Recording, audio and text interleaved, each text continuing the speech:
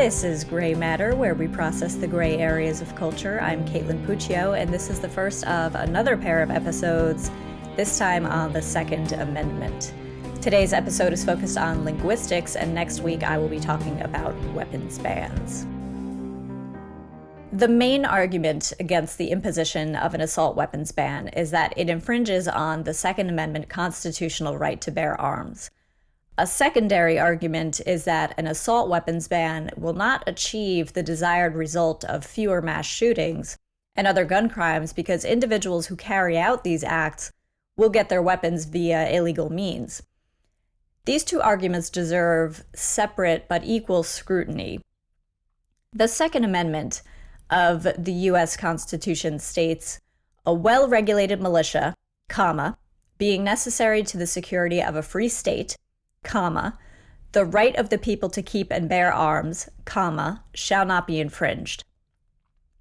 This has been interpreted by individuals and the Supreme Court in District of Columbia versus Heller to mean that the Constitution grants an individual right to keep and bear arms outside of a military context, meaning a right to possess firearms for historically lawful purposes, including self-defense in one's private home. To come to its decision, the court analyzed what the words of the amendment would have meant at the time the amendment was written, and separated the entire text into a prefatory clause, which is a well-regulated militia being necessary to the security of a free state, and an operative clause, which is the right of the people to keep and bear arms shall not be infringed. The decision was written by Justice Scalia, a textualist who rejects legislative intent and relies solely on the plain meaning of the text, as it would have been understood by the people at the time the terms were ratified. There are other methods of interpretation that could apply, such as purposivism, which weighs the purpose of legislative text more heavily than the exact textual terms themselves.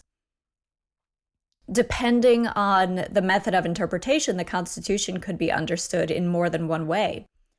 For example, the Second Amendment could be understood differently solely by interpreting the commas differently, as in, a well-regulated militia, parentheses, being necessary to the security of a free state, close parentheses, the right of the people to keep and bear arms, shall not be infringed.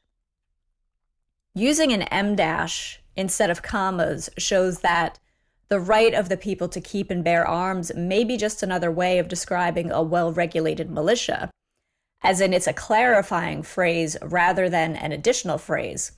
So the drafters wanted to be clear that a well-regulated militia was comprised of the people, and as part of that militia, these people needed to be able to possess and use firearms. In other words, citizens had the right to take up arms to defend their country. The phrase in parentheses, which is being necessary to the security of a free state, indicates that a militia is necessary. So if a well-regulated militia is necessary to the security of a free state, individuals must then have the right to possess and use firearms in order to protect that security of the free state. Without that right, there would be no way to have a well-regulated militia. A militia without men who can possess and use firearms is no militia at all. Taking away the M-dashes and parentheses and replacing them once again with the existing commas, it's easy to see that the amendment could still be interpreted in the same way as it could be with the M-dashes and the parentheses. But do we really even need a constitutional right to bear arms? Even if the Second Amendment were interpreted to mean that we have a right to keep and bear arms specifically in a military context, it doesn't necessarily mean that we should not still have such a right. And if we didn't have the Second Amendment, what would be the argument supporting the idea that we have a right to gun ownership for private use? The strongest practical argument is likely that gun ownership is necessary for self-defense.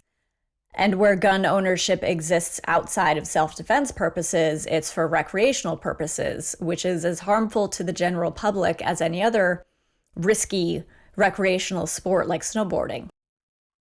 A moral argument would acknowledge that individuals should have such a right, even if it's not delineated in the Constitution, and even if it's not for self-defense, because there's no compelling reason to restrict or withhold or withdraw such a right.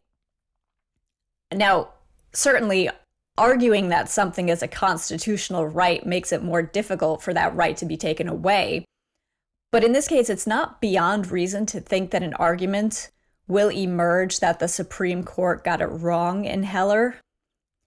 The court has, in rare cases, overturned decisions when the original solution proved to be unworkable or when the real-world conditions changed dramatically.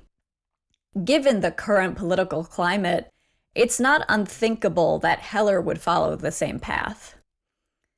So even if we do accept that there is an individual constitutional right to bear arms, the stronger political approach is based more on the tangible, contemporary issues of self-defense when discussing gun crime, and of criminal access to illegal weapons when discussing mass shootings. Citing the Second Amendment to oppose an assault weapons ban isn't meaningful beyond principle. In other words, whether or not there's an individual constitutional right to bear arms, we should have a right to bear arms. The question then becomes, if so many people cite protection and self-defense as a reason for gun ownership, where are we going wrong in society? Why do we need such individual protection? Are our crime rates too high?